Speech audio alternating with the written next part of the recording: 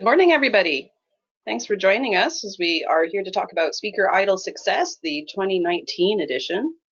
We're here with this year's host, Hamish Watson, judges Kathy Kellenberger and Kendra Little, and a regular competitor and this year's champion, Rob Volk. I'm Janice Garbrandt. I'm one of the organizers for the Professional Development Virtual Group, and thanks again for coming. Let's see, Hamish, do you have slides for us? I'm having a technological difficulty sending slides from that machine. Okay, all right. Let's see. While I'm trying to figure this out, why didn't you introduce yourself and let us know why you are hosting Speaker Idol this year? Yeah, fantastic. Hi, everyone. I'm Hamish Watson, if you don't already know me. I am from New Zealand, and this year I've been lucky enough to be asked to be the host of Speaker Idol. My slides, which are exceptionally humorous, but will not go from, I can't even email them. It's like maybe the internet knows that my humor is just not that good. But yeah, the slides are pretty humorous, and they explain why I'm, the MC for Speaker Idol. And the reason being is Jenny Cherry, who has been doing Speaker Idol since its inception, will not be at Past Summit this year. So, excuse me, Past asked me if I would be interested in, just running it, being the person to, basically MC it, sort of a ringmaster type person. And I said yes, of course, because it will be a fantastic opportunity to help people grow, because Speaker Idol, for me, is I've had quite a few friends who have gone through Speaker Idol. I've supported them, helped them with their sessions and everything. I think it's really a really cool way of people just getting a taste of what speaking's about, and there's a little bit of competition involved, which helps bring up people's game. And in fact, some of my friends who are now speaking at Past Summit this year, who have been through the process, have said how invaluable it has been in helping them become better speakers. They'd spoken before, but actually going through this process has really helped them. So yeah, I'm going to be the person at the front to do a little bit of the intros, wrap it up at the end, but the people who will do the majority of the work are my fellow panelists. So over to them. I've been a Speaker Idol judge for 2 years in the past, and it's really, really fun to attend the sessions. I do think the people who do the most work are all the people who are actually speaking. I think being a judge is definitely easier than being a speaker. But there's a little bit of work involved. I mean, it's really challenging because, you try to be, as a judge, you try to be really fair, and you try to give people actionable feedback, about what really works, what really connects, what areas you see to improve. And I think the hard thing about being a judge is you have to be kind of careful to not just lean towards your favorite topics or the things you know best, right? As a community member, we all have interests and passions, but as a judge, you have to really be open to talks about things that aren't really your area of focus, and you've got to try to help yourself be a little neutral about not being swayed by the topic. I think that's actually the most work in it, is really trying to focus on learning and being really fair, and not trying to eliminate as much bias as you can. But it's really fun watching all these sessions, and I always learn lots of different stuff, not only about the technical topics, but I learn as a judge a ton about public speaking, from needing to think through, what really made that talk special? And, is there a way that it could become even better? It's a fun challenge to think about.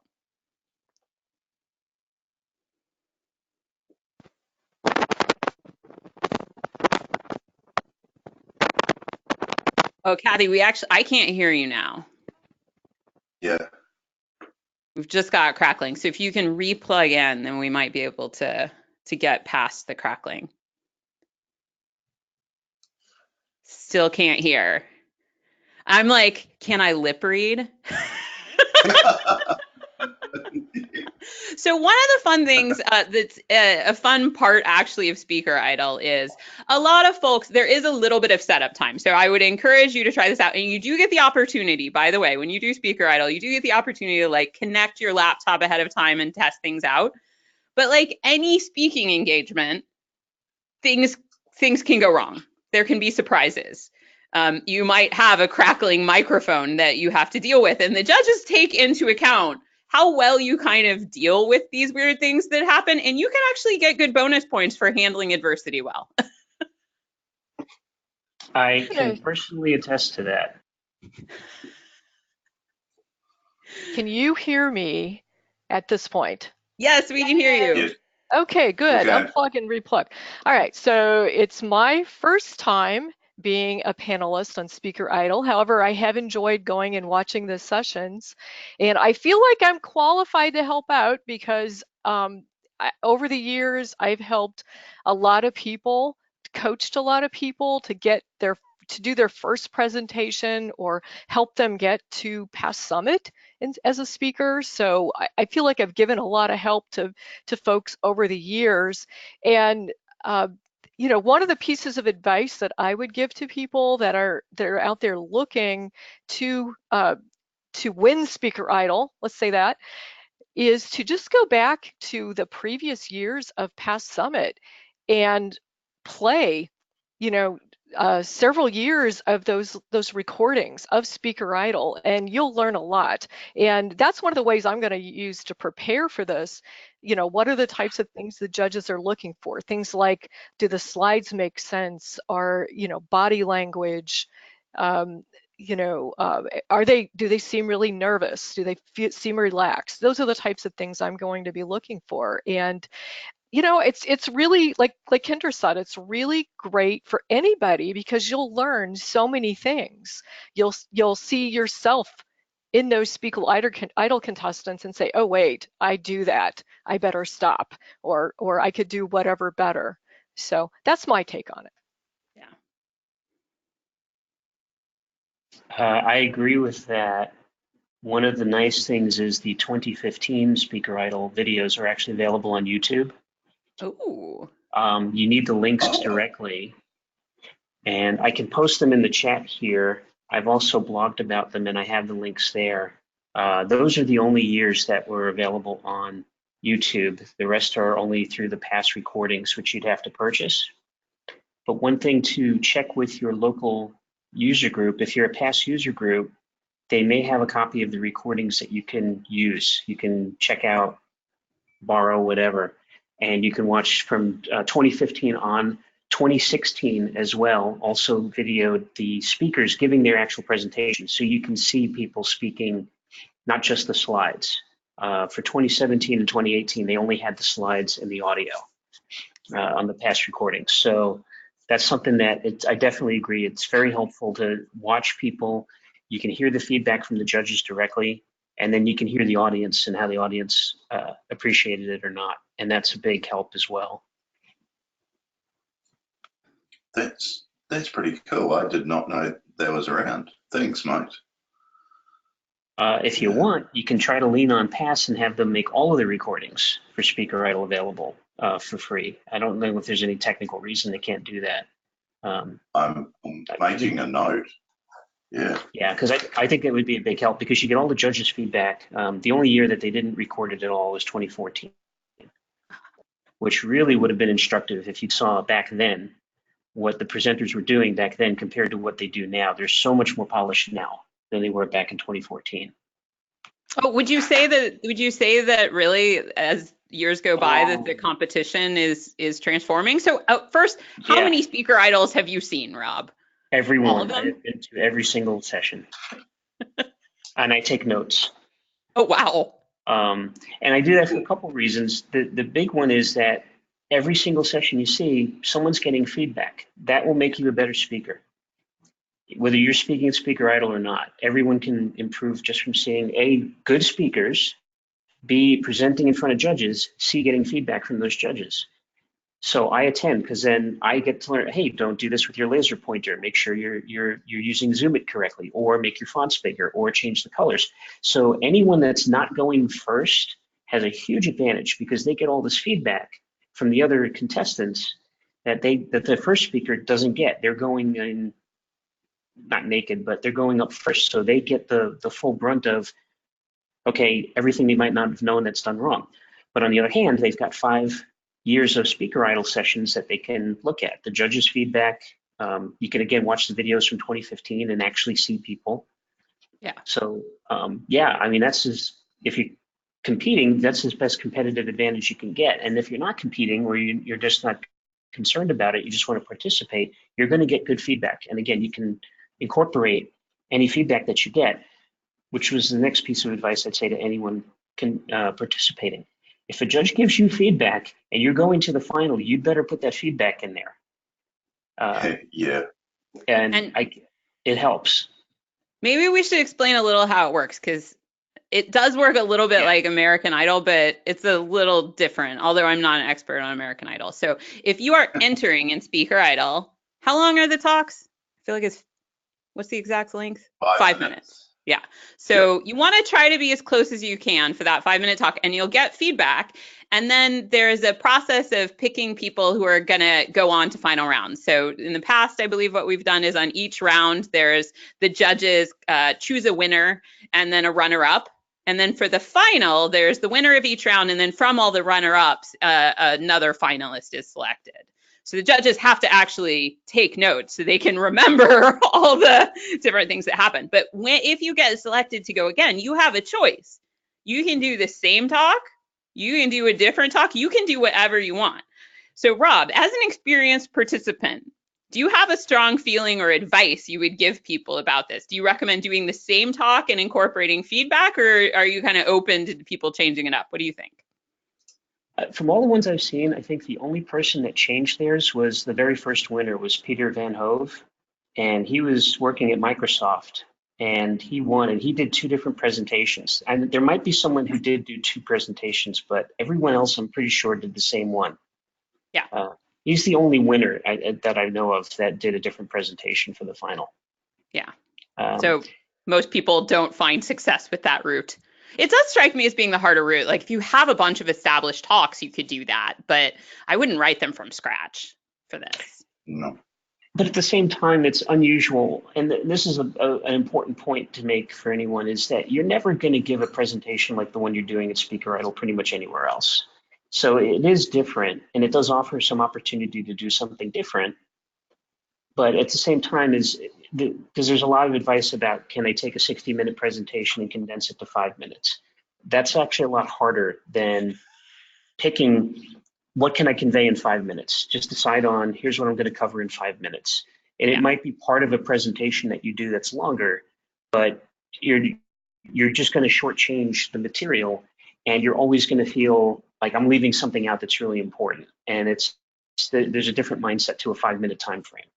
Yeah. So absolutely. But as far as doing the same, I think it's better you pick one, get really, really comfortable with it, rehearse it.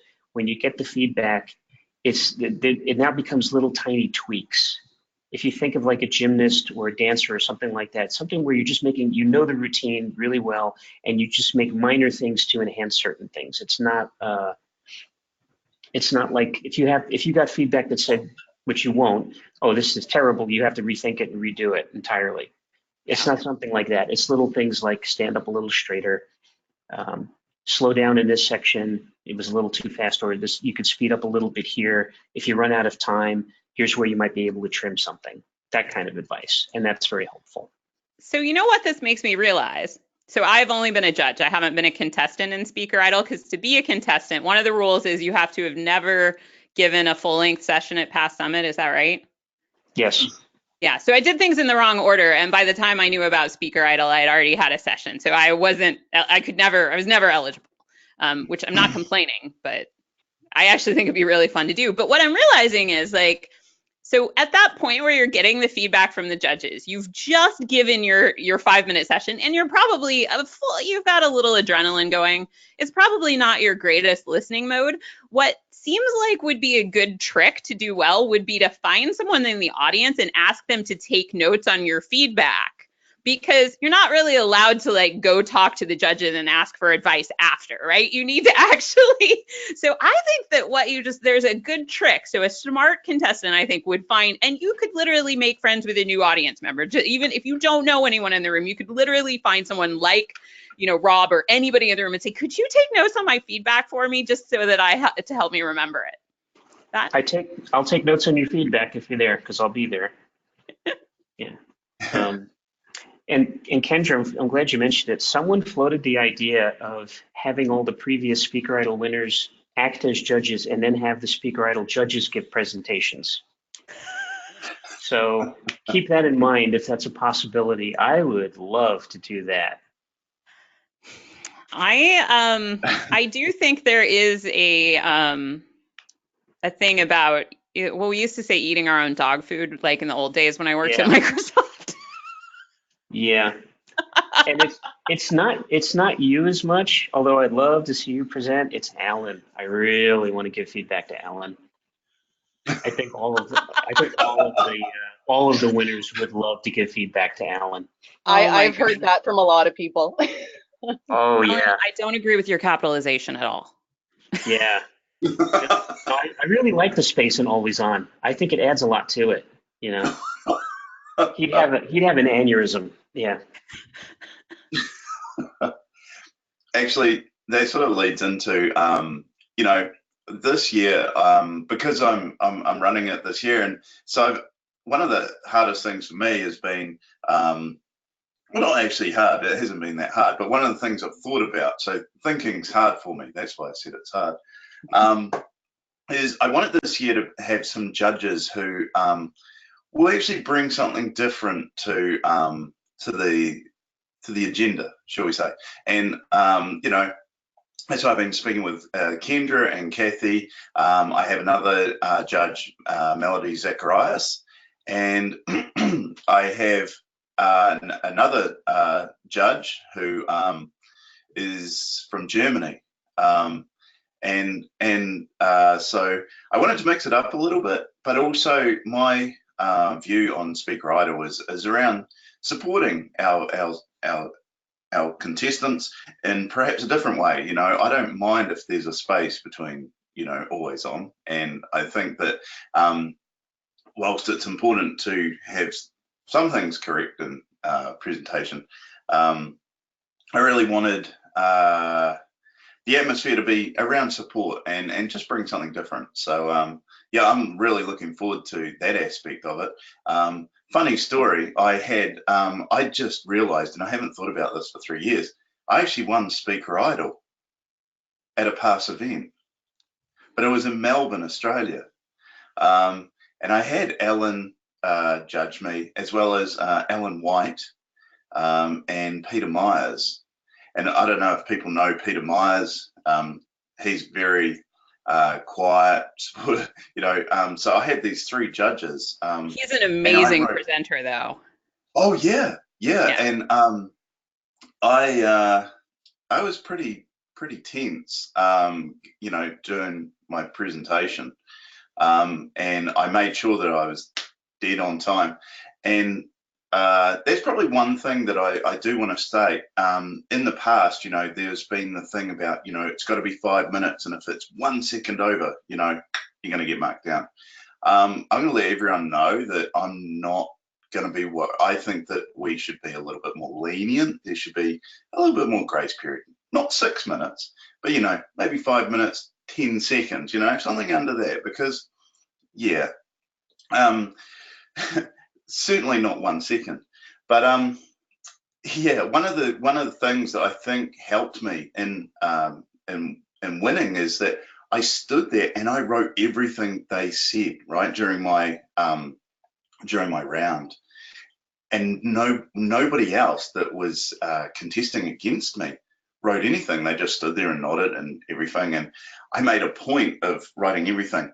What possibly helped me was on the back of my book was a sticker, Sequel Bible, which was written by Alan White, who was one of the judges, and he pointed it out to me. And sometimes the little I don't think that's why you won. He did point it out, and I I went white because I turned it over and looked at him. I was like, oh, yeah. But actually, for me, I had not thought about Speaker Idol in, almost 3 years. For me, it really helped because I went back to those notes when I went to do a session at PASS, and actually when I did another SQL Saturday session, because I was a new speaker back then, and those notes were invaluable.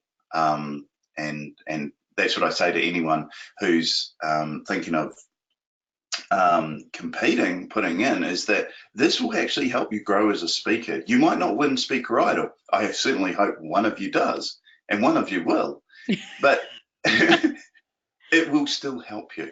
Yeah. And it helped me. Janice, do you have any slides on the format? Because I do. What would you like? We haven't heard from Kathy yet. Is Oh, your mic yeah, situation resolved? I just didn't want to interrupt anyone. I have talked a little bit, but a couple things I'd like to mention is that if you're going to do demos, they have to be very concise, very precise. If you have access to the recordings from last year, Dennis Torres was really, really good at his demo. It was just perfect. It was just flawless. You know, he did a really great job. I saw it on the first session, I think. Yeah. So that's one thing. Another thing too is that if you by chance get to be in the competition and you don't win, because unfortunately only one person gets to win, don't be discouraged and go ahead and apply for a session when it comes around again in 2020, because just because you didn't win Speaker Idol doesn't mean that you are ruled out from speaking at PASS Summit. You are obviously, if you make it to Speaker Idol, you're a good speaker. You've learned a lot, from the competition and grown a lot in a year. So, definitely go ahead and apply because there's nothing keeping you back from doing that. So Yeah. that was my I think thoughts. that's a great point. Yeah. Like you could win a session by entering the normal call for speakers next year as well, and see the Speaker Idol training as a way to just work on your skills and with the feedback that you choose to take. Because with all feedback, you can choose to ignore some. You are empowered. I know it's hard. You're empowered to So, just to remind everyone, I'm a 3-time Speaker Idol loser. Okay, so I've lost 3 times. And I put some stats together on a blog that I gave to PASS that they sent out in their newsletter. But out of 50 contestants, 18 of the non-finalists got a session at PASS Summit afterwards. So even though they didn't win, they still got a session. That's 1 in 3. And then the 5 winners is almost half. It's 23 out of 50. So you have a near 1 in 50-50 chance of getting a session at PASS Summit just by participating. Nice. Fantastic. And another thing I mentioned, and I did a little research on this, at least 6 out of the 50 contestants now work at Microsoft. So wow, that's a pretty good ratio. That's better. Great than for job hunting. It is. You get some attention that you wouldn't necessarily get through doing a regular session at summits. So it's not just the experience of competing and participating and giving a presentation to an audience and getting that feedback. It does seem to have a disproportionate amount of attention towards improving your career position and getting you better opportunities speaking at PASS Summit. And Kendra, you mentioned, or Kathy, you mentioned Dennis, because I remember Dennis's very first appearance, he had a horrendous technical problem. I think it took 10 or 15 minutes for him to resolve it. And whatever it might have done to his concentration, his presentation was incredible. It's almost as if it didn't happen. He was funny. He tells a story in pictures. I don't think English is his first language, so he's being funny and educational in a second language, which is really impressive. And then he did it again the following year, and he was runner-up the following year. I think he was runner-up the first time he presented as well. Yeah. But I love his style. Like Yeah, Speaker Idol does really teach you that different speakers have different styles and they refine those styles, and that, there are many different ways to do it well. And a lot of it is about developing your personal, kind of yeah. way of doing it. And Denny really makes this point about it's to showcase you as a speaker to the judges. And I've seen people probably do sessions on topics that they felt might win them a session, and it didn't necessarily bring out their personality and their presentation style. And I can't say whether you should or should not do that, but I think the people who won and did well, or won the final, won their rounds at least, are people that have a specific voice and style, and they made that really apparent during their presentation. And that would be the suggestion I'd make for anyone who wants to compete. Yeah, I think you're right. I think winning is not necessarily about topic selection. Topic selection is really important. Just scope, right? Scoping for 5 minutes is really important. But I think you're right that it is about showcasing the speakers. I love how you put that. That's really good. Yeah, and he makes a good point about, choose something that you are familiar with, that you're passionate about. Don't choose something that you think the judges want to see. Right. Don't do Yeah. that. So that was a good point. In fact, if you pick a topic that the judges want to see, they're going to have to keep them, like if it's something they know a lot about, they're going to have to keep themselves from nitpicking you. Because one of the hard things as a judge is, especially if there's going to be a wide variety of technical content presented, and some non-technical content presented too. And judges are going to be familiar with some areas more than others. In terms of how we've done this in the past, we actually, as judges, have talked about this specifically, saying we don't want the criteria for the winner to be who is the most technically correct, because as the judging panel, we just cannot have technical expertise or, even other expertise on every topic that's going to be presented to us. So it really is more about the speaker, because the winner is going to have a full year to prepare for Past Summit and delivering a session there, right? They're going to have time to do all this due diligence. So in terms of the judging, if it is in an area that you're really interested in, you have to actually kind of pull yourself back from being like, okay, this isn't like, I'm not evaluating, was this content like technically correct or, positioned in the way I like it. It's much more about, is this a great talk? Does it have a lot of potential? Does it really resonate with people? Is this, someone who like really is gonna make a great thing out of having that session at Past Summit, who is it the best opportunity for, type thing. So yeah, it's actually, I think you're right about the contest being improving, not in an intimidating way, but just that there's a good variety of sessions being presented to. So Rob, could you explain the style that you presented your winning session in? You don't have to represent it. I want to put you on the spot. Yeah, I get this a lot, actually. So for those that didn't know, I chose to do a song for the 2018 Speaker Idol, and it's got a really long history. I actually spent about 6 years overall working on it. I had the first idea for it in 2012. Wow. And worked on it from there. And it took about 3 years for me to get it in a condition where I could present it. And by the way, I did present it at Past Summit before, and it was a disaster. So I'm going to stress rehearsal. Rehearsal is critical. But the gist of it was, there's a song from the comic opera, whatever, it's Gilbert and Sullivan, The Pirates of Penzance, and there's a modern Major General song. You've probably heard it, and it's a very fast song, very fast lyrics. So I turned them into a modern SQL Server DBA and wrote lyrics accordingly and so on. And that apparently was a big hit because I won the final as well as the round. I don't know if I would suggest, thank you. I don't know if I'd suggest anyone write a song, because to be honest with you, I'm totally sick and tired of that song now. I'm going to end up in a I've rehearsed it so much, I'm going to forget my name in a nursing home, and I'll still be able to do the lyrics to that song. But I do recommend rehearsing a lot, especially if you get to a final, because again, if you get feedback and you're going to go to the final, take that feedback and start doing it like immediately. Like in 2014, I was runner up.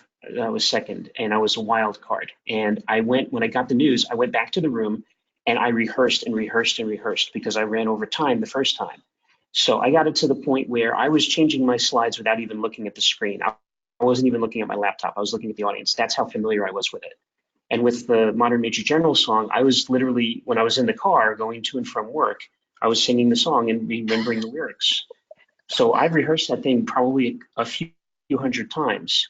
But now when I get up to present it, I don't have to even think about what I'm going to do. And I can focus on the audience. I can focus on the judges. And you're getting feedback from the audience while you're doing the presentation. So not that you can necessarily change things while you're doing it, but that's a level of interaction. That's why rehearsal, for those that are worried, oh, I'll just be stale and stiff and all that. Let me tell you, when an audience is looking at you, that changes the way you present. It just does. Yeah. And it's good. You can get feedback from them if they're laughing or smiling or they're enjoying something, they're nodding along with you or something like that. Because that's what you're trying to do as well. It's not just to impress judges, but it's to make the audience enjoy what they're seeing, what you're presenting to them.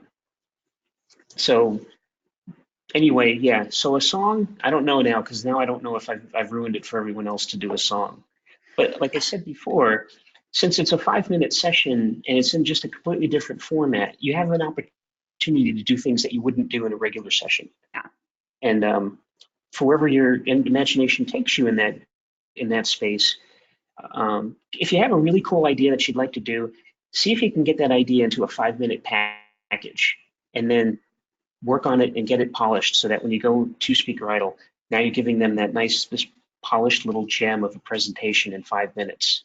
And hopefully they'll enjoy it. And then from there, you can move on to bigger things. Yeah.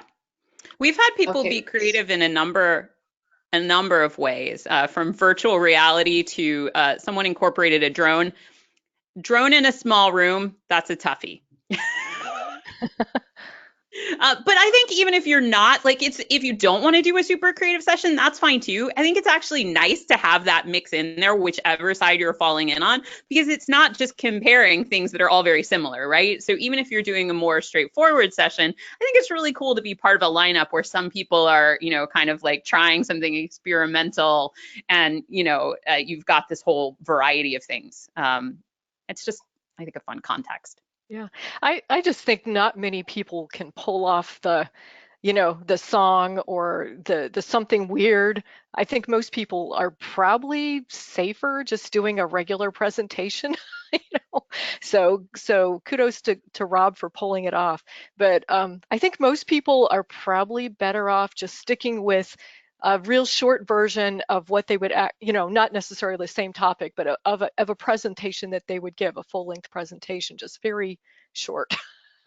So I don't know if we've said this, but giving a 5-minute presentation is tough. I've done the 10-minute presentations before, and it was not easy. And even coming up with it, what can I think of that I can talk about in 10 minutes or 5 minutes? That's really difficult. I would rather have 90 minutes or 75 minutes to talk. But so it's not easy. So all of those people that get up there and do that, they've had to, like Rob said, rehearse a lot to get the timing just right. You don't have time to accidentally go to the wrong slide and go back. You don't have time for anything except getting that presentation out. For 5 minutes, I think you really have, like, if you want to convey a message, if you want to teach people something, you really have time for one idea in 5 minutes. If you really want to explain it well and have people kind of understand why they should care. And naturally, when we're thinking about, what would be interesting, we don't always hone in on first, like, I think we have to refine, right? Because, like, often we have kind of a big thing that's multiple ideas. But really with 5 minutes, that is pretty much time for one idea. Mm-hmm. Yeah, we've had a question. Can we get a question? Yes. So the rules or the entries talk about it being a technical presentation. So If you're going to do a song, does it have to be on a technical topic? I would Rob's say song no. was on a technical topic. But thinking back, we have had sessions which were not songs, but were more on like professional development topics. I mean, they were kind of related. They were related to like speaking at conferences, and they were related to technical topics, but they weren't like, I'm going to demonstrate rocket science. So Hamish, how flexible is that technical topic? It's pretty flexible, and you nailed it by the professional development stuff, right? Well, that's not technical; it's all around soft skills. Whereas that's a really valuable session to give. I think that people should. Speaker Idol is about speaker, right? It's not about the ones and zeros that flow through a certain database engine. In my opinion, I think that there should be some flexibility. I probably won't, if someone's going to do it on retrosynthetic analysis of chemical compounds and molecules, probably going to lose the audience. By the way, I did a session on that once. I had to think back 20 years, but anyway, know your audience, because part of it is, you want to actually, in that 5 minutes, actually not only entertain them, but actually teach them something as well, Yeah.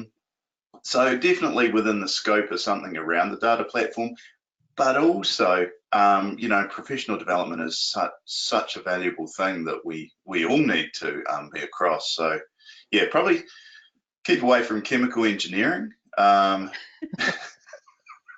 It's a pretty dry subject. You got to have some pretty good skills. In fact, I used song in my chemical engineering presentation. I used Monty Python because you got to.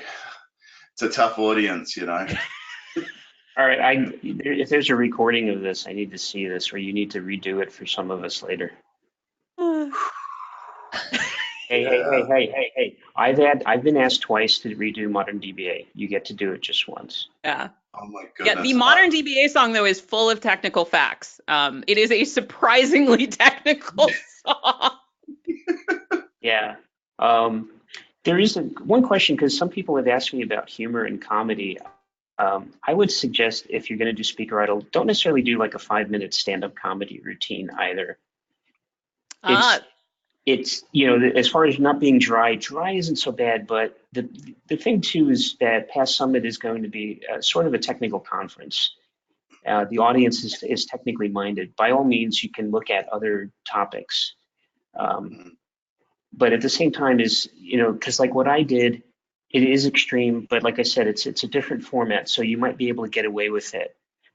Yeah, it's just one of those. It's just tricky as to, when you get to an extreme of something that's either really super, super technical and dry versus something that's, hey, we're going to do a literal dance number on stage. We haven't had that yet, but I don't know how that would play. We might. Yeah.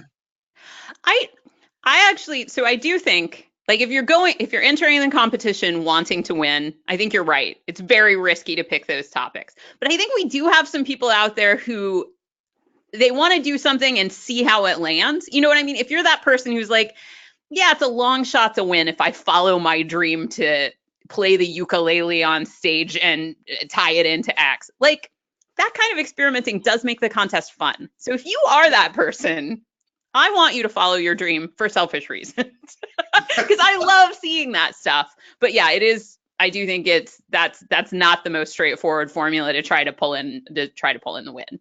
It's very risky. And the thing is, if you enter this with the mindset that you're comfortable if you don't win and you just want to do this presentation, then definitely let it fly. Go nuts and do what you want and the point is, I make this point too to other people. If you are in Speaker Idol, you got to speak at Past Summit, and there are a couple of hundred people each year that don't get to speak at Past Summit. So the attention that you have, this just additional attention just by participating is pretty significant. It's not something to dismiss lightly. Yeah. And as long as you're comfortable with that, because I've seen people who did not win and they just were not prepared, and it was kind of shocking to see how they reacted. And was kind of disappointed in a few people. And then someone was a contestant who didn't get to the final, and they didn't go to any sessions afterwards. And I thought that was a really lost opportunity. Like I said, you get feedback, even if it's not directed at you. You can see feedback from judges and incorporate that into your presentation and become a better presenter. Yeah. So no matter what happens, go to as many of the sessions as you can, because you'll learn something. Yeah. I think for some people, the experience may be a little bit overwhelming too, like just the presenting and getting the feedback. If it is just overwhelming, it's okay. Like, it'll be all right.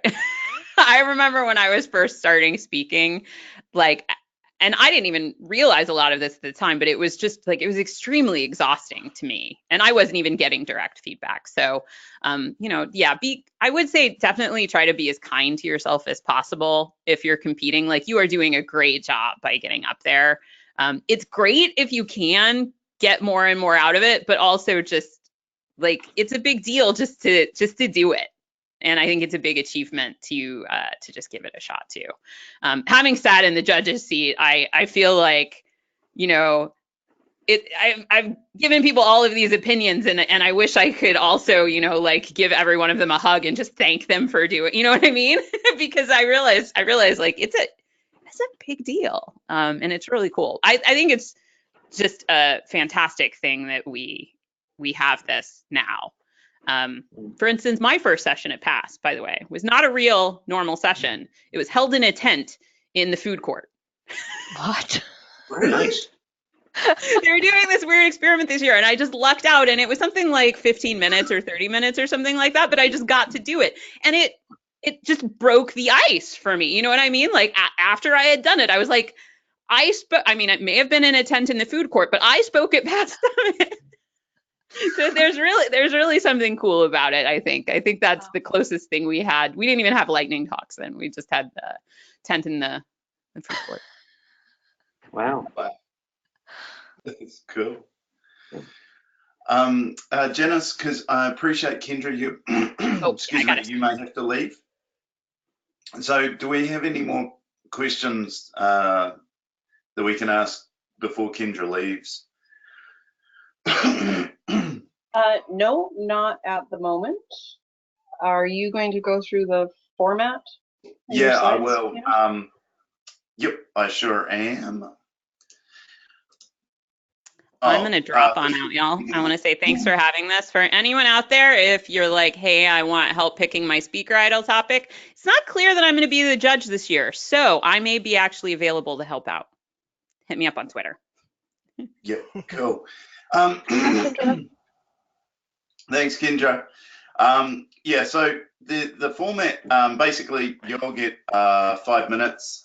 The judges will present each speaker with feedback after they've presented. The judges will then pick a winner, and then Friday afternoon, the judges will pick a wildcard winner to go into the final. And then, of course, the finals will be Friday afternoon, and they'll follow the same format as we've done throughout the week. The prize, as mentioned, it'll be a full session at 2020 PASS Summit. You then have 12 months of panicking about your session and practicing, panicking, but you also get bragging rights because you will now be a speaker at PASS Summit. And basically, unless PASS change it on me, the idle sessions are typically late in the afternoon, with Friday being in the morning, and the finals in the afternoon there. And as mentioned, the finals are not that time, Hamish. I think they're at 2 o'clock on Friday. They did not get the last session. I'm so disappointed. Wait, so the finals are earlier? Yeah, I think they're before. I think they're at 2 o'clock. Wow, cool. Well, that changes everything. That's brilliant. Cool, thinking on my feet. But anyway, so yeah, that's really good actually, because that solves some logistical problems I have with all of this. Yeah, so I guess at this stage, if people have questions for myself and my panel of wonderful people, yeah, I guess Okay, so who should apply? everyone.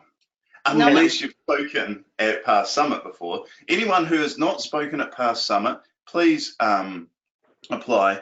But and as sort of has been hinted in this session, I mean, just because you don't win Speaker Idol, you will get so much out of it because it'll help you grow as a speaker.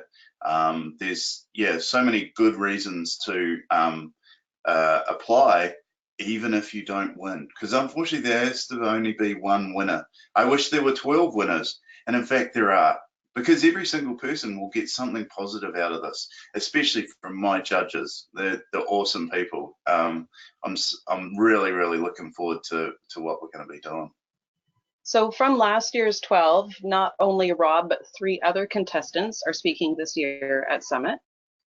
And from the previous year, there are 4 speakers who were contestants that year, speaking this year at Summit. So just because you don't win doesn't mean you don't go on to be a speaker. Exactly. That's awesome. 1 in 3 chance. What was that? 1 in 3 chance so far. Yeah. I've posted a number of links in the chat session or chat area. So if anybody, Leslie in particular, did you see those? Because you had asked about them. You can just let me know. One thing I would say in terms of people practicing for this, and like I said, a couple of my mates applied for Speaker Idol, and they practiced with me. So even before they were at Past Summit, you know, we did a Skype session, Zoom, whatever, and they practiced over that with me. I took down some notes, gave it back to them, and then we practiced. Well, they practiced. I did nothing, but support them. Even at Past Summit, you know, they practiced with me, and we went over some things. So I think if you do want to practice, find some good supportive friends who will give you constructive feedback. One way you can do it is record yourself on video and then play it back. And that sounds daunting, but it's not that daunting. It is that daunting. Yeah. Sorry, what was that, Rob, mate? It is, to me, it is that daunting. But if you can do that, you are well better prepared for Speaker Idol. Watching myself on video, I really hate it. But like I said, if you can watch that, and better yet, have someone sit with you and watch it and give you the feedback based on that, you are in much better shape to do well at Speaker Idol. I have a question for Kathy. It's about wearing a mic. Some folks might not have a lot of experience wearing a mic, and especially those of us who don't always wear shirts and ties and pants with belts. What have you found can be a problem with the mics in your wardrobe? So I think at Speaker Idol, they'll have the little clip-on mic, I think. One thing is, you know, take off your speaker badge because that can interfere. Yeah, I think like possibly a top like I have on right now might not be a good thing. You might want to have something more with a V, maybe a collar that'll clip on a little better. You have to make sure that you don't have anything brush up against the mic because that causes a really ugly sound, you know, when that happens. So, you know, and again, yeah, you mentioned the pocket because there's usually a little battery pack, the little control thing that you've got to clip on somewhere. So that's really a good point. You know, think about what you're going to be wearing because you've got to accommodate that microphone and that little battery pack, and you know, take off your speaker badge to make sure that that doesn't cause interference. But typically, well, actually, whenever you are speaking at a regular session, you've got at least 15 minutes to get set up. And they have an AV guy come in and you know, set you up and make sure everything's okay. Speaker idle, everything's really fast. You know, they take do the feedback, they move that person out of the way, bring the other person back up, and you're kind of on your own to do that. I don't know if there's a way that you can get a hold of a mic to practice to make sure your outfit's going to be okay. I'm not really sure, but that might be something that you can do if you've got access to a microphone, maybe at work or something. Well, Are earrings ever a problem? Didn't even think of that. Yeah, if you had dangly earrings that might accidentally bump up against the mic, that would definitely be a problem as well. Yeah. I definitely did not. Yeah, I had to remove my dangly earrings once. Yeah. But I have had some technical issues. In fact, I had technical issues last year where the sound only came out through the projector, not through the speakers on the side. And I had gone to the room to set up ahead of time. And that was just because of, I think all the audio ended up going through the HDMI connector and not through whatever. But the room where you would have speaker idle in the past anyway has been open ahead of time.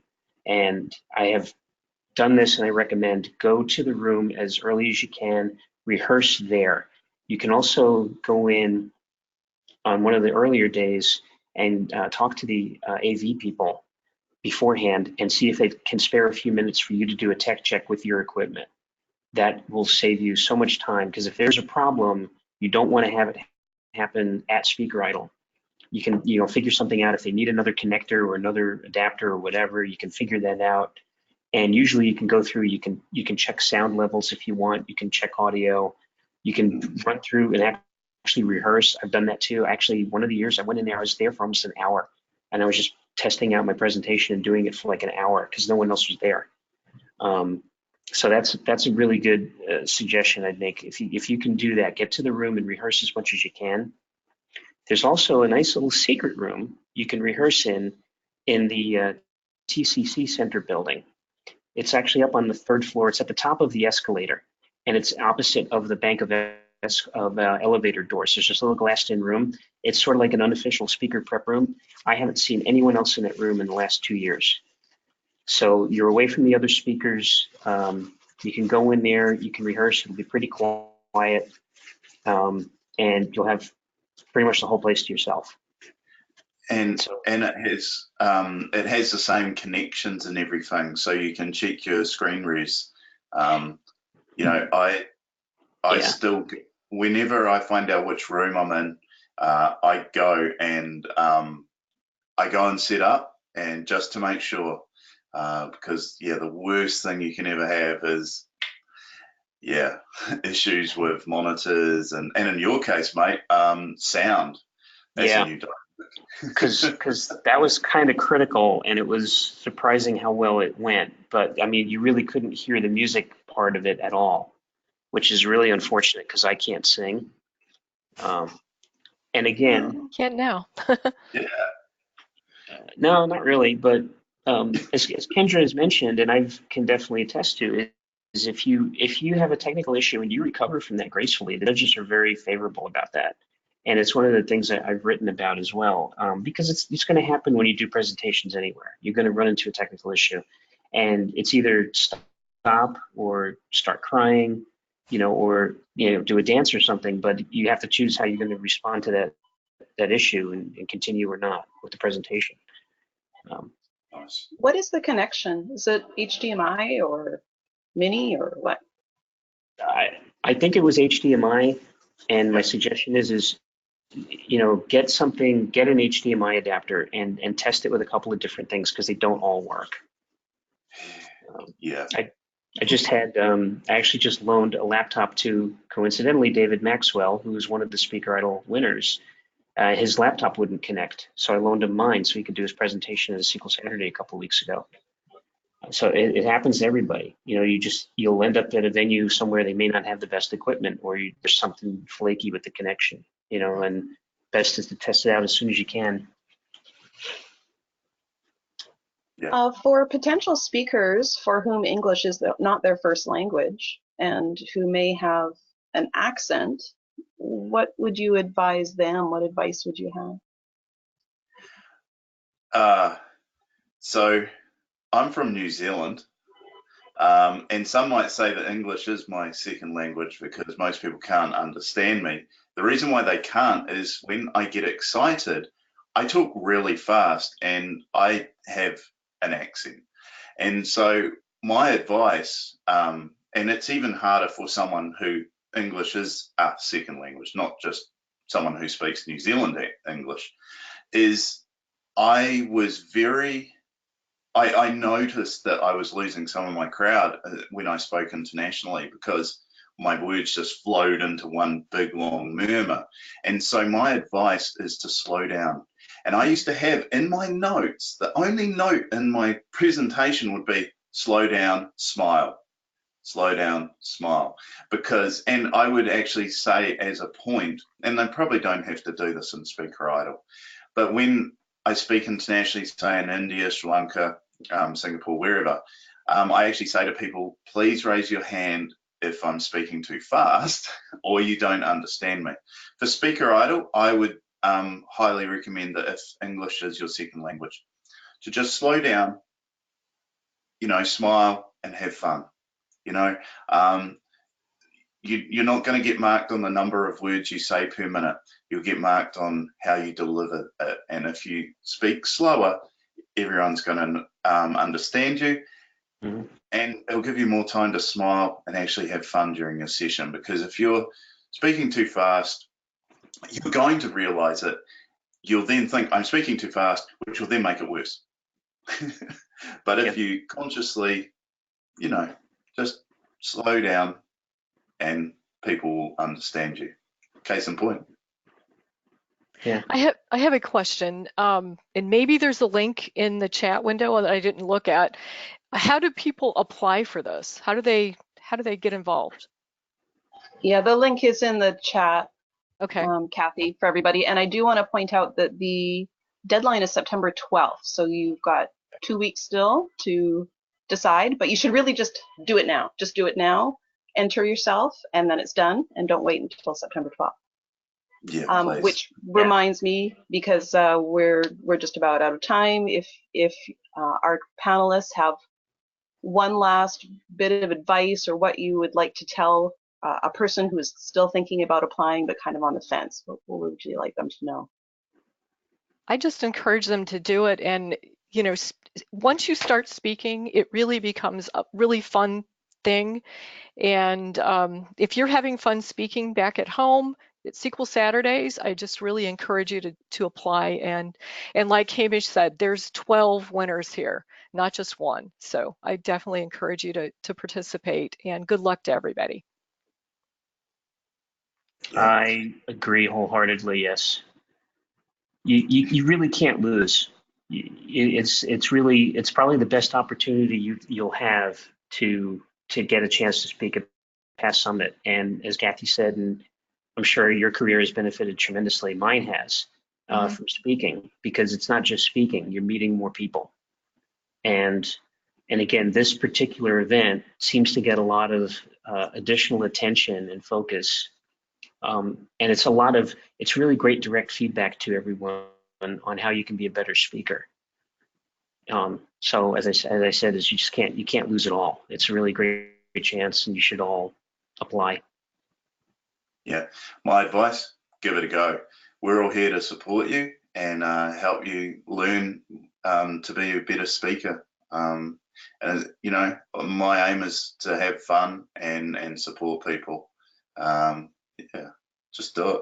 You got nothing to lose. That's right. Wonderful. Well, thank you so much, Kathy, Hamish, Rob, and Kendra, for speaking to us today. And thanks everybody for tuning in. And this recording will go up on the past YouTubes. So I'm going to stop the recording, but everybody have a great day. Thank you. I'm going to bed. Bye. Bye.